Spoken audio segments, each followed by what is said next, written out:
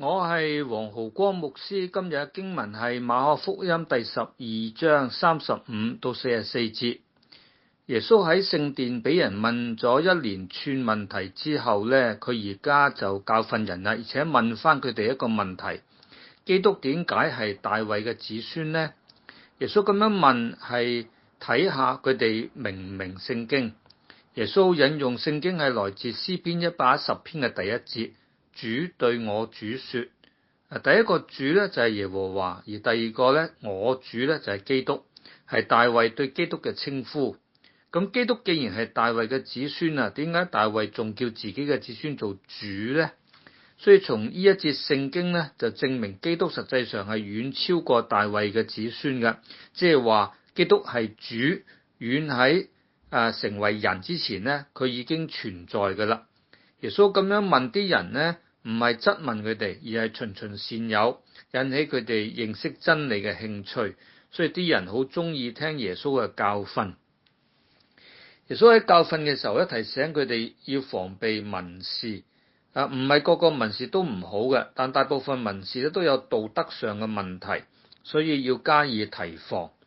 文士多數係來自貧窮嘅家庭，而佢哋抄寫聖經嘅工作係冇薪酬嘅，生活主要靠人接濟。猶太人喜歡接待佢哋，因為咁樣做係表示敬虔。耶穌喺度譴責文士中意炫耀自己。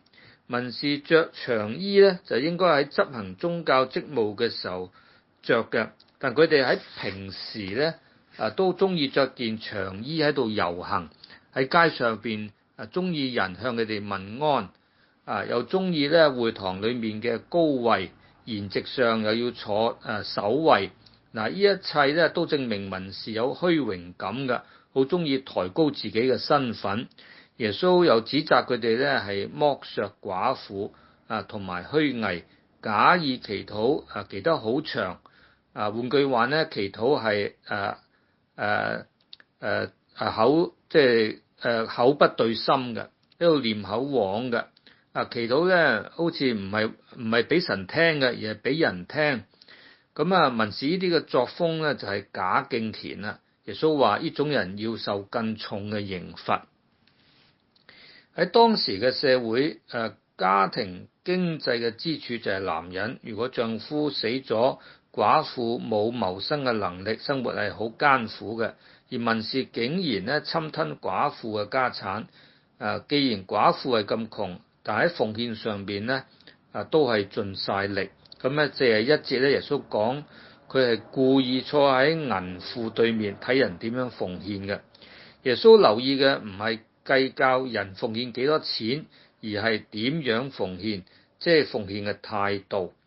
金錢本身喺神國裏邊咧係冇咩價值嘅，因為神咧唔係窮嘅，唔係即係佢唔需要人奉獻錢俾佢嘅。神留意人奉獻嘅態度，因為人勞碌一生都係為咗錢。有啲人視財如命，好似第10章嗰個少年嘅官呢，因為太有錢以致咧唔捨得啲錢。所以神亦都喺金錢上試驗我哋嘅，睇下我哋睇重啲錢啦，因為睇重神自己啦。耶穌見到財主奉獻，只不過係將有剩嘅有餘嘅攞出嚟奉獻。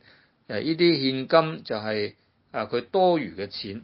但係咧，呢個寡婦奉獻咧，雖然係微不足道，但係咧佢嘅態度係犧牲嘅奉獻。點解係犧牲呢？因為2個小錢咧係佢一切養生噶啦，佢連下一餐飯都唔理啦，寧願將啲錢奉獻出嚟。